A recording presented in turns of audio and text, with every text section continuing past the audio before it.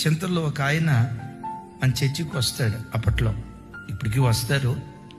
ఆయన ఒకరోజు నాతో ఏడుస్తూ అన్నయ్య, హైదరాబాదులో మన చర్చికి దగ్గరలోనే మా అన్న ఉంటాడు అన్నయ్య. మా అన్న మా ఇంటికి రాడు. వాళ్ళ ఇంట్లో ఏ ఫంక్షన్ చేసినా నన్ను పిలవడు అన్నయ్య.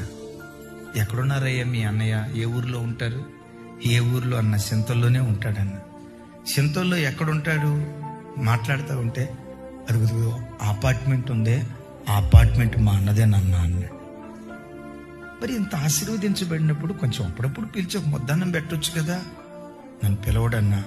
ఎందుకు పిలవడంటే, నేను ఒకవేళ వాళ్ళ ఇంటికి వెళ్తే సైకిల్ మీద వెళ్తా కదన్నా, సైకిల్ మీద వాళ్ళ ఇంటికి వెళ్తే అది ఆయనకు అవమానం ఉంటుంది. కనీసం ఒకసారి పిలిస్తే బాగుండు కదా. పిలవడం సరే, తన ఇంటికి నన్ను పిలవకపోతే పిలవకపోయాడు, నా ఇంటికి రాడన్నా. ఈ లేబరోడు రేకుల ఇంటి దగ్గర ఉంటాడు, రేకుల ఇంట్లో ఉంటాడు. ఆడి ఇంటికి వెళ్తే నా స్టేటస్ ఏమైపోద్ది? అద్భుతం తెలుసా? ఆ కుటుంబాన్ని దేవుడు ఈరోజు కనికరించాడు. కొడుకులు ఇద్దరూ దీవించబడి అన్న అపార్ట్మెంట్ ఎదురుగానే అద్భుతమైన ఇల్లు కట్టుకోవటానికి దేవుడు కృప చూపించాడు. నేను వాళ్ళని కించపరచట్లా. వాళ్ళు అన్నన్నారే కొడుకు కూతురు బాధ.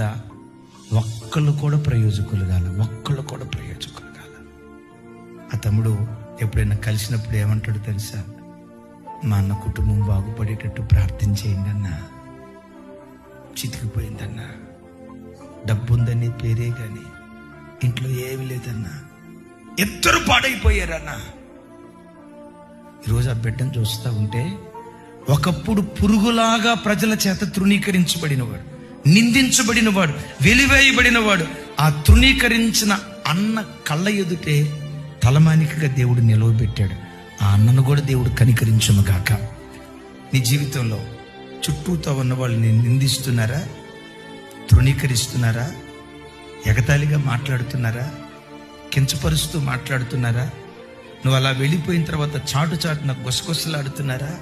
నీ కుటుంబం అంటే ఒక పురుగును చూసినట్లుగా, ఇది లేబర్దండే, వీడు లేబరోడండే, వీళ్ళ బ్రతుకిట్లాంటిదండి అని పదే తృణీకరిస్తున్నారా?